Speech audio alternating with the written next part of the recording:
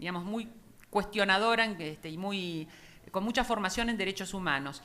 Le explicó de qué manera ambos estaban bajo la subordinación patriarcal y que tenían que hacer oír sus reclamos, y que las travestis iban a apoyar el reclamo piquetero y los piqueteros debían apoyar el reclamo travesti.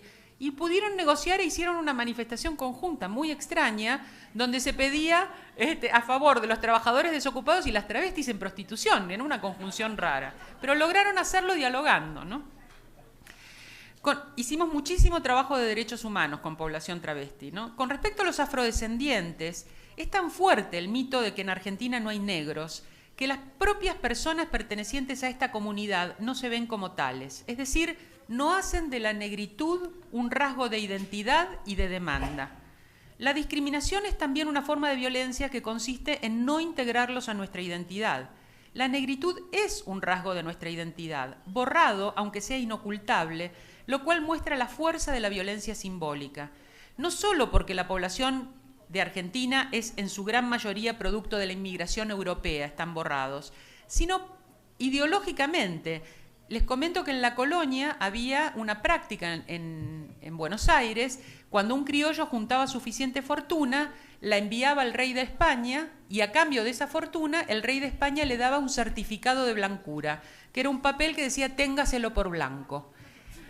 Téngaselo por blanco no era véanlo de color blanco, era ahora puede tener los derechos que tiene un blanco. Y eso hacía, por supuesto, borrar la cuestión de la negritud a través del dinero, que es un medio muy seguro, ¿no? Yo no sé cómo lo practican en México, pero en Argentina funciona. Te ven blanca en cualquier lado.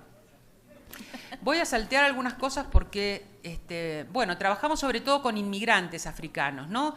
La cuestión de su acceso al idioma, la cuestión de su acceso al trabajo, pero hicimos un trabajo muy importante durante un año de mediación para trabajar su identidad e hicimos el primer censo de afrodescendientes en la ciudad de Buenos Aires. Lo hicimos a través de su propia participación, eran entrenados para ellos mismos hacer el censo y procesar los datos. Entonces pudieron verse a sí mismos como comunidad. Esto fue una intervención política del uso de los datos estadísticos, ¿no? Incluso algo irónica. En cuanto a los homosexuales, cuando intentaron formar su primera organización, que era la Comunidad Homosexual Argentina, la Corte Suprema se lo prohibió, con argumentos que estaban basados en citas, en un fallo vergonzoso, ¿no? Citas de Santo Tomás, San Agustín, encíclicas del Papa y versículos de la Biblia, toda jurisprudencia nacional, ¿no? Y hablaban de la violencia contra la ley natural que implicaba la homosexualidad. No está de más señalar, permítame hacer algún comentario jacobino, que el Vaticano, que sigue con su prédica contra la homosexualidad, a pesar del cambio de siglo y el jubileo del 2000, donde pidió perdón por los errores pasados, no es muy afecto a suscribir los derechos humanos de las personas, como lo es a defender el presunto derecho natural. Es decir, se trata de afirmaciones dogmáticas que a veces cuestan vida y sufrimientos.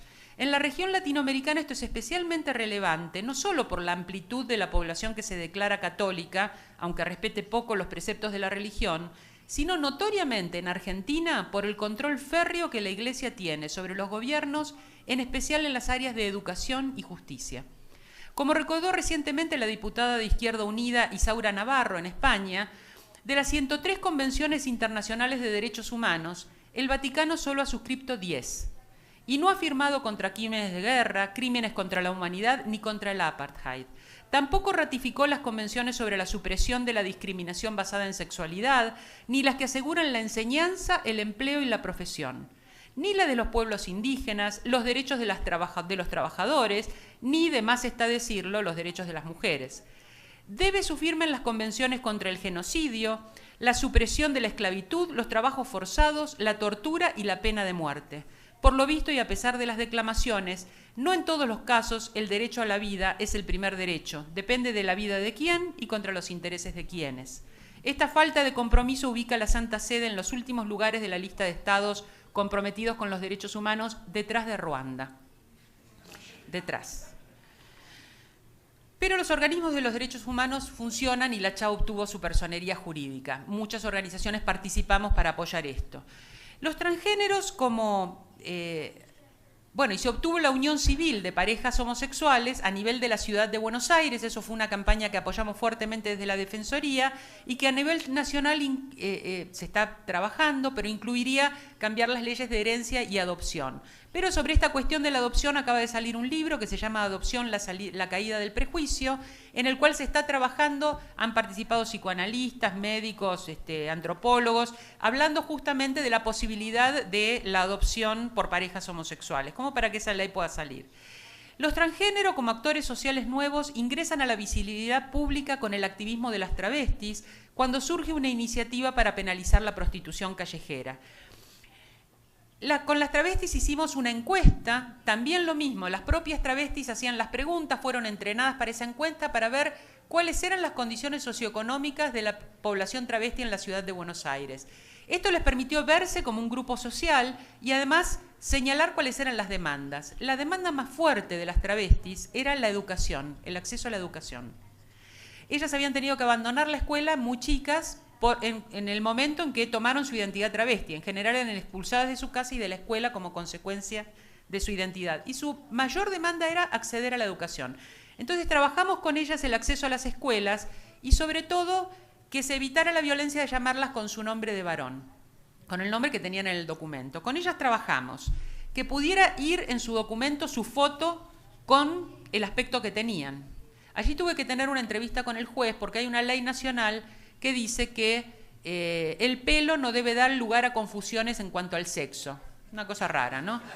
Las personas que se sacan una foto para el documento tienen que estar a cara descubierta, salvo las monjas y los militares, que pueden estar con su gorro los militares o con su toca las monjas.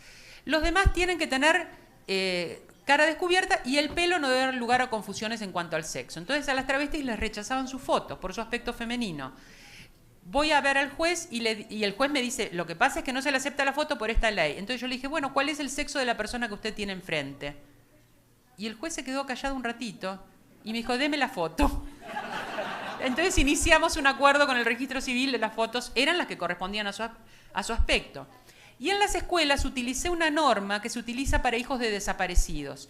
Cuando los hijos de desaparecidos recuperan su identidad biológica, pueden hacer el cambio de nombre. Pero entonces, si han estado en la escuela o en la universidad, para que eso sea legítimo, hay un acta complementaria que hace equivaler el nombre de identidad al nombre que tenían previamente. Entonces, con esa ley, argumenté que el sexo es una parte, la sexualidad, la identidad sexual es una parte importante de la identidad y que trabajaran también con un acta complementaria en las escuelas. El nombre de documento iba en un acta complementaria y para toda la documentación interna eran llamadas con su nombre de identidad.